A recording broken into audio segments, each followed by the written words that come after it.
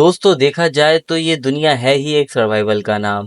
دوستو ہم جاب، کاروبار اپنے اور اپنی فیملی کے سروائیول کے لیے کرتے ہیں، لیکن بعض اوقات قدرت انسان کا امتحان لیتی ہے اور بعض اوقات انسان کو ایسے امتحانات میں ڈال دیتی ہے جہاں سے انسان کا بچنا کسی کرشمے سے کم نہیں ہوتا۔ اس ویڈیو میں آپ کو ایسی ہی ایک سروائیول سٹوری بتاؤں گا۔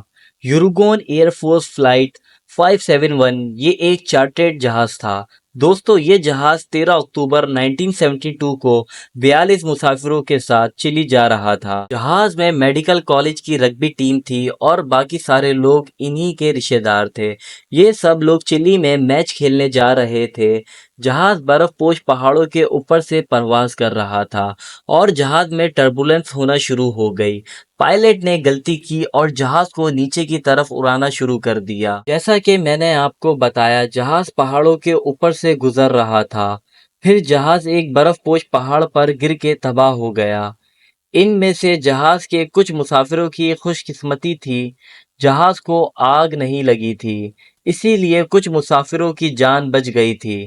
اس حادثے میں 18 لوگ اسی وقت جاں بحق ہو گئے تھے، لیکن 27 لوگ اس حادثے میں خوش قسمتی سے بچ گئے تھے۔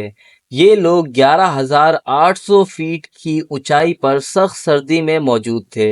ان کے پاس سروائیو کرنے کے لیے کھانا بہت کم تھا، اور پھر جس کا ڈر تھا پھر وہی ہوا۔ ایک شدید برفانی طوفان آیا جس نے 8 اور لوگوں کی جان لے لی۔ یہ ساری فیملیز تھیں اور یہ ایک کے بعد ایک اپنے پیاروں کو مرتا دیکھ رہے تھے۔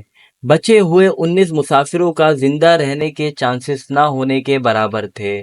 سخت سردی، 11,800 فیٹ کی اونچائی اور کھانا نہ ہونے کے برابر، لیکن ان لوگوں نے ہمت نہیں ہاری۔ ان کا خیال تھا کہ شاید کوئی ریسکیو ٹیم ان کو ڈھونڈتے ڈھونڈتے یہاں تک پہنچ جائے گی۔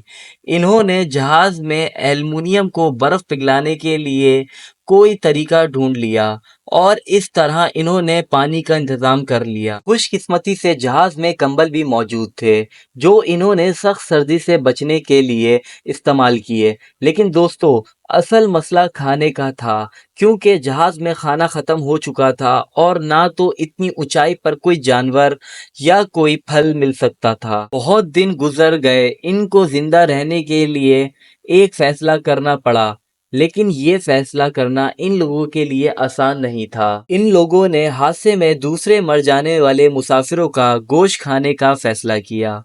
یہ انہی لوگوں کے رشتہ دار اور دوست تھے۔ سخت سردی کی وجہ سے ان کی لاشیں محفوظ تھیں۔ یہ 19 لوگوں کو زندہ رہنے کے لیے ان کے پاس 2 ہی راستے تھے، یا تو یہ مر جاتے یا تو یہ آدم خور بن جاتے۔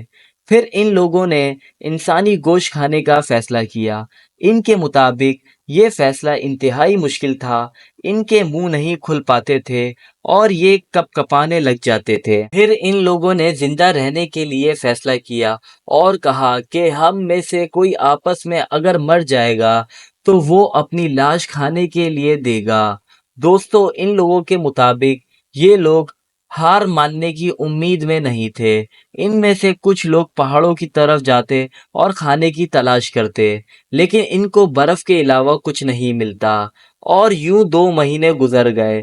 ان کو تلاش کرنے کے لیے ارجنٹینا، چلی کی ریسکیو ٹیم پریشان ہو گئی تھی، لیکن یہ تلاش 8 دن کے بعد ہی ختم کر دی گئی تھی۔ اس کی خبر ان لوگوں کو مل گئی تھی۔ ان کو جہاز کے ریڈیو کی مدد سے پتہ چلا ان کو کوئی ڈھونڈنے کے لیے نہیں آئے گا۔ یہ لوگ دن رات جہاز میں مرے ہوئے لوگوں کا گوشت کھا کر زندگی بچا رہے تھے۔ سننے میں یہ بہت زیادہ عجیب لگتا ہے، لیکن زندہ رہنے کے لیے مجبوری میں کام کرنا تھا۔ لیکن یہ آخر کب تک اس طرح زندگی گزار سکتے تھے؟ آہستہ آہستہ لاشیں بھی ختم ہونا شروع ہو گئیں۔ ان میں سے کچھ لوگ پہاڑوں کی طرف نکل جاتے تھے، شاید ان کو کوئی مدد مل سکے، لیکن ان کو مدد کے کوئی آثار نظر نہیں آ رہے تھے، اور ان کے پاس کھانے کے لیے بھی سب کچھ ختم ہو چکا تھا، اور اب زندہ رہنے रहने की उम्मीद खत्म हो चुकी थी, लेकिन फिर एक करिश्मा हुआ। इनमें से दो लोग, सांसा और राडो, पहाड़ों की तरफ मदद के लिए निकले हुए थे। ये लोग 10 दिनों तक पहाड़ों में मदद के लिए घूमते रहे। फिर इनको किस्मत से वहां पे एक हाइकिंग टीम मिल गई। वो पहाड़ों को सर करने के लिए आए हुए थे और इसी तरह ये लोग बच गए। उम्मीद करता हूँ दोस्तों आपको हमारी ये वीडियो अच्छी लगी होगी। अगर आपको ये वीडियो अच्छी लगी है तो आप हमारे चैनल को सब्सक्राइब, लाइक एंड शेयर कर दें। शुक्रिया।